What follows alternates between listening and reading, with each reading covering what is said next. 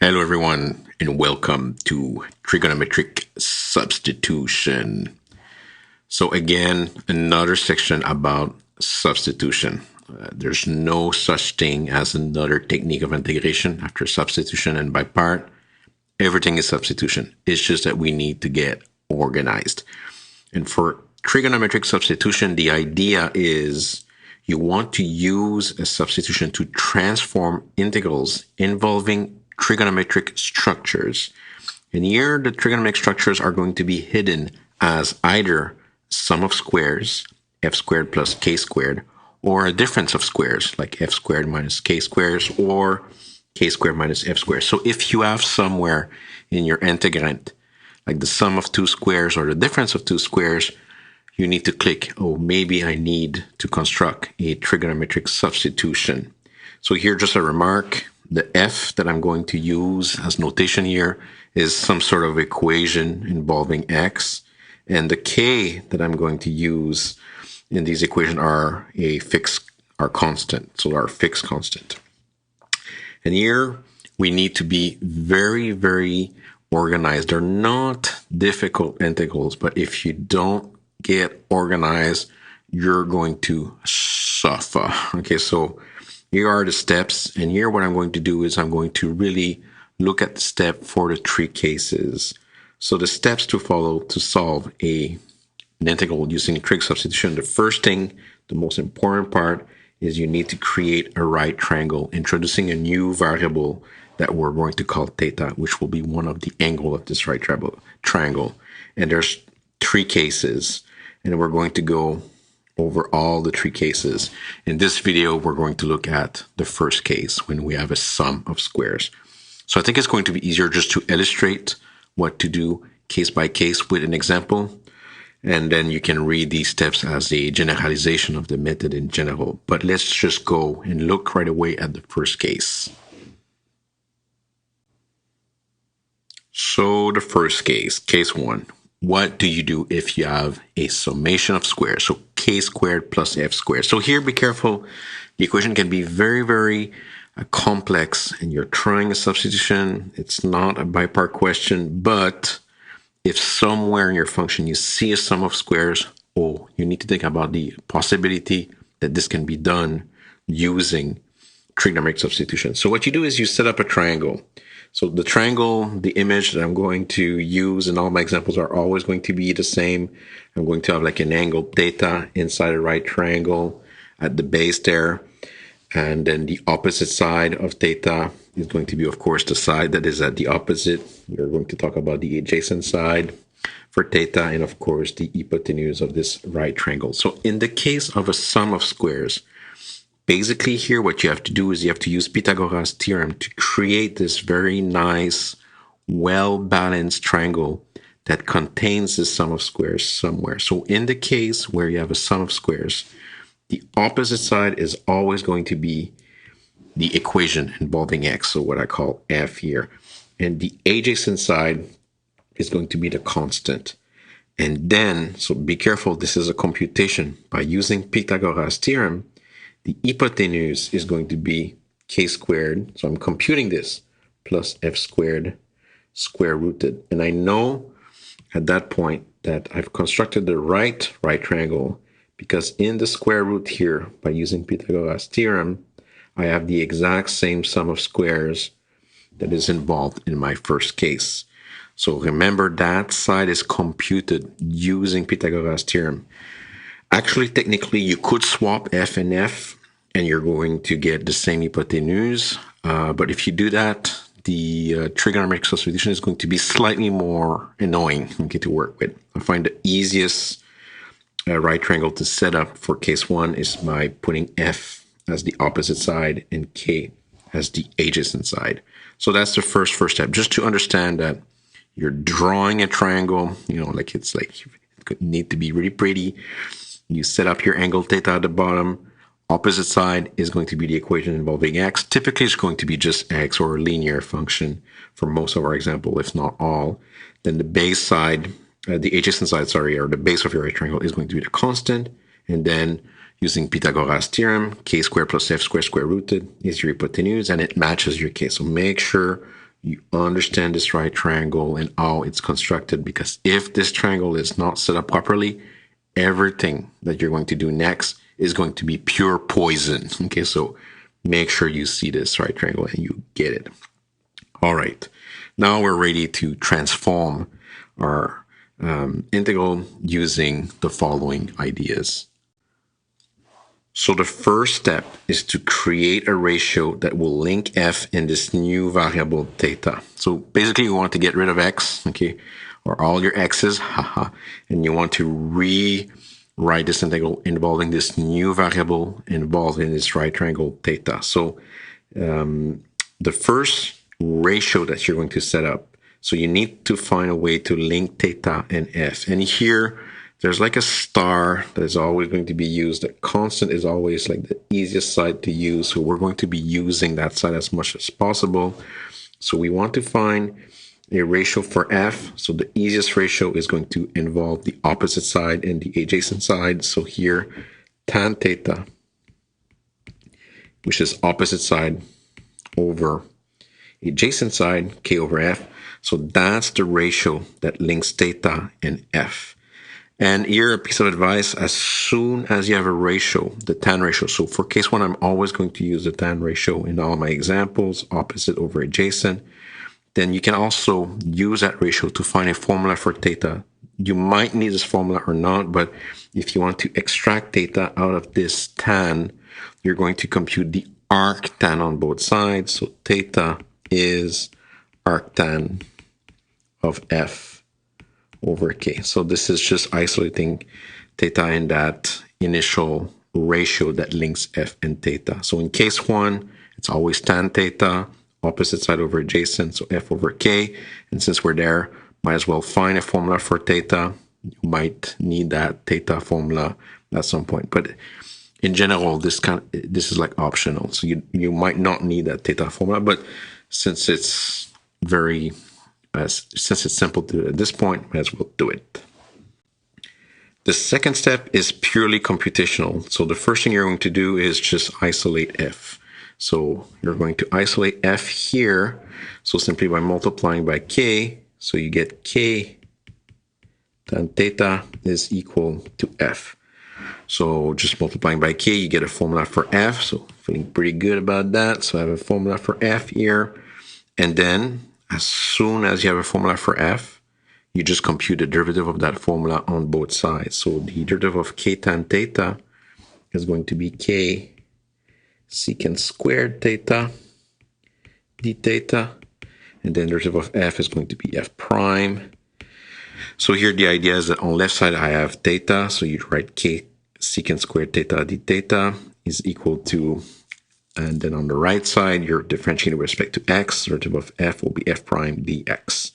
There's a little bit of implicit differentiation involved here, but I find if you just think about, okay, isolate f, differentiate on both sides. The left side is some formula that depends on theta, just end with d theta. The right side is a formula that depends on x, just write dx at the end, and it's going to work very well. And normally this is the part where you have a formula for dx. So this is where you're going to use this equation is very, very useful because you can isolate dx here. So this is where you're going to get that equation for dx. And if you need a formula for x, normally this is in here that you're going to get it. So two very useful equation. And these two equations are derived from the initial ratio. So from tan theta equal f over k, you isolate f to get a formula for f, and then you differentiate on both sides to get a formula for dx.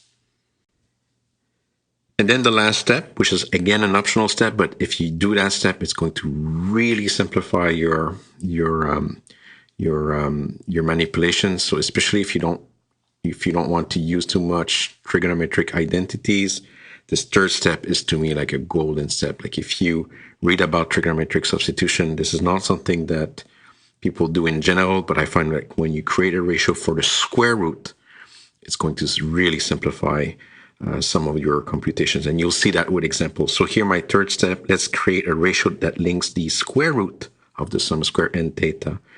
So now I want to create another ratio, but for the square root. Again here, I cannot stress enough the fact that I'm always going to be using the easier side, which is the constant.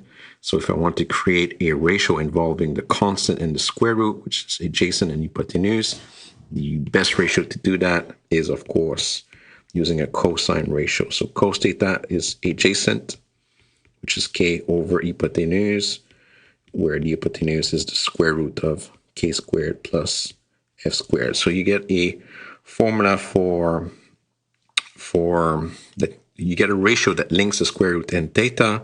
And now the idea is to simply isolate the square root. So here, just by swapping the square root of k squared plus f squared and cos theta, you're going to get an equation for the square root. So k squared plus f squared square rooted is going to be k over cos, or k secant theta. So this is very powerful because this means that wherever your sum of square is, you can replace the square root of the k squared plus f squared by k secant theta. So that really helps you to transform this integral with respect to theta. So again, very quickly, set up your triangle. The base is the constant. The height is the function f. By Pythagoras' theorem, the hypotenuse is k squared plus f squared square rooted. Then the first thing is you create a ratio to link f and theta by using the opposite side and the adjacent side. So you get tan theta is equal to f over k. You can compute the arctan of both sides of that equation to get a formula for theta if needed. The second step is purely computational. Isolate f. So k tan theta is always going to be f. Then you differentiate on both sides. Derivative of k tan theta with respect to theta will be k secant square theta d theta. Derivative of f with respect to x is going to be f prime dx. So this gives you an equation for f, also an equation for dx. And then the third step, like the golden step, creating a ratio to link the square root and theta using the adjacent side and the hypotenuse. So using a cosine ratio, so adjacent over hypotenuse is going to be cos theta. If you isolate the square root of k squared plus f squared is going to be k over cos theta or k secant theta. And this is what you need to start your question. All right, now we're going to look at an example of a case one to really assimilate how to construct the right triangle, and then how to transform your integral, and then, of course, how to finish the question. All right, let's jump into an example. So we want to integrate 1 over x squared times the square root of x squared plus 9. So, of course, here, always think about substitution or by part. If you try that, it won't work. The only one thing that could be interesting is maybe trying the inside of x squared plus 9 as a u substitution, but the derivative of x squared plus 9 is a linear function, which we don't have anywhere. So no substitution is going to help you initially. But we have a sum of square right here, x squared plus 9. So we need to click. This could be done by using a trigonometric substitution. And here, when you look at x squared plus 9, you know right away, because it's a sum of square, that it's a case 1. So we know it's a case 1. So we need to set up a right triangle. So here's already drawn for us. So my right triangle, the opposite side here, so x squared is x to the power 2. So the opposite side is going to be x. And the adjacent side, the plus 9, that's a 3 squared. So the adjacent side is 3. So be careful. We see a lot of x squared for the opposite and 9. You need to think about x squared plus 9 as x squared plus 3 squared, right? So that's the way you think about this case 1 here. And then the f is just x, and then the k is just 3. So then by using Pythagoras' theorem, it's always by thinking about Pythagoras' theorem that you're going to double check if you've done your stuff correctly. So the opposite side squared, which is just x squared, plus the adjacent side squared, 3 squared, which is 9. And you see how you're recovering the x squared plus 9. So you know you've done your job correctly. Remember, this is computed. This x squared plus 9 is computed using Pythagoras' theorem.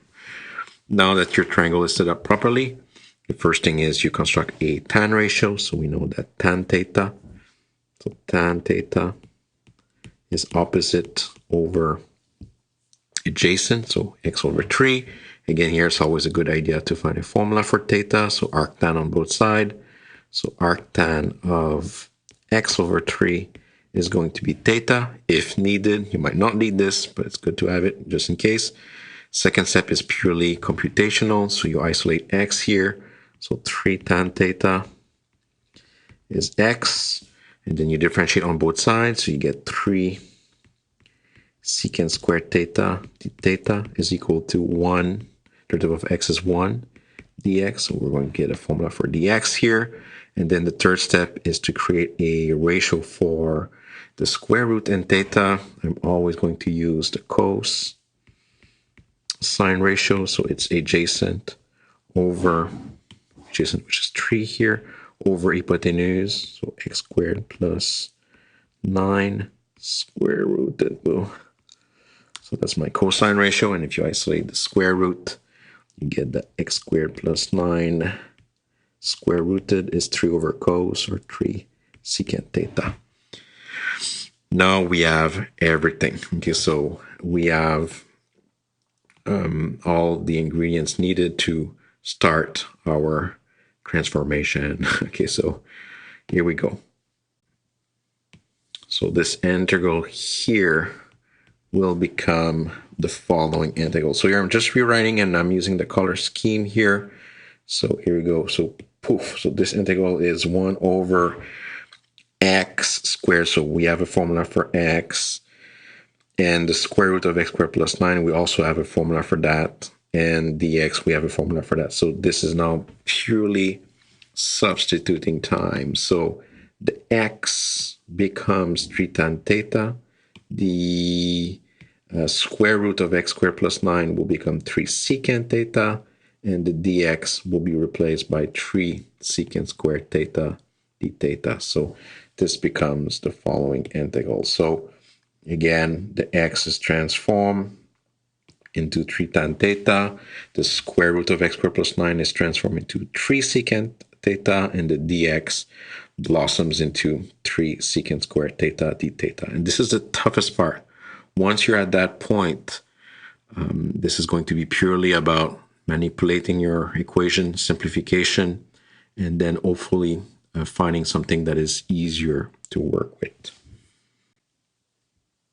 All right, so let's simplify this a little bit. So here, just by simplification ideas, 3 over 3 will cancel each other. So let me use some color scheme so that 3 over 3 cancel. That secant with the square cancel. So at the numerator, you're left with secant theta. So my integral here will have like secant theta at the numerator, and at the denominator, I have tan squared. I have also 3 squared, which I will bring outside as 1 over 9. So tan squared theta d theta. And normally at this point, unless like there's a nice substitution, it's good to rewrite everything in terms of sine and cosine. So secant theta, so 1 over 9 stays out. So secant theta is 1 over cos theta. Tan squared is going to be sine squared theta over cos squared theta d theta. So I'm just using their definitions. And now, if I just flip things around, so here I'm just going to use fraction arithmetic. So make sure to take your time. It's very easy to make a mistake here. So I'm creating one big fraction, okay, where at the numerator, the cos square will go up. So cos square will be at the numerator. At the denominator, I'm going to get sine squared, and then the cos from the numerator is going to go at the denominator. So cos theta d theta. Now simplification time again. So this cos theta with the square will simplify and create a new and simpler integral. So here we go. Poof, let's continue here. So we have 1 over 9, the integral of cos theta over sine squared theta d theta. Derivative of sine is cosine, so I'm going to use a u substitution where u is going to be sine theta. So poof, I'm going to use u equal sine theta. Oh my god, un petit nuage. So u is equal to sine theta. So regular substitution now. So du over d theta. Be careful with notation. My variable is theta now. The derivative of sine is cosine. So if I want to find a formula for theta, I just need to swap. So you get du over cos theta is equal to d theta. So I have a formula for d theta now. So I'm getting 1 over 9, the integral of cos theta. So the d theta blows up as du over cos, and the sine squared is now u squared. And now things simplify. Of course, cos theta here, with that cos theta, you're going to get just the integral of 1 over u squared. And 1 over u squared is u to the power minus 1. So you get 1 over 9, the integral of u to the power minus 2 du. So using the power rule, you're just going to get 1 over 9 times u to the power minus 1 over minus 1, or minus 1 over u plus c. And now, of course, u is sine theta, so you're going to get minus 1 over 9 sine theta plus c. Now, sine theta, the way you get rid of any trig ratio is you go back to your triangle. Sine theta, sine is opposite over hypotenuse, so you're going to get, so if you use your triangle, sine is opposite, so opposite is x over hypotenuse, which is x squared plus 9 square rooted plus c. And now you can simplify this and make it look cooler by flipping that fraction down there, so you get minus the square root of x squared plus 9 inside the square root, so over 9x plus c. So a lot of work here. You have to be careful.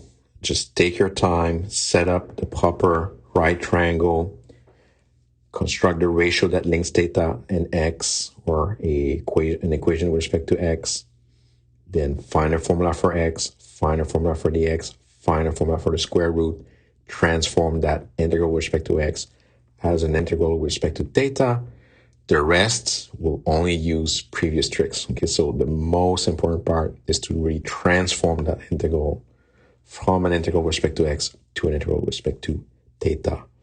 All right, that's it. That's all for that first infamous example.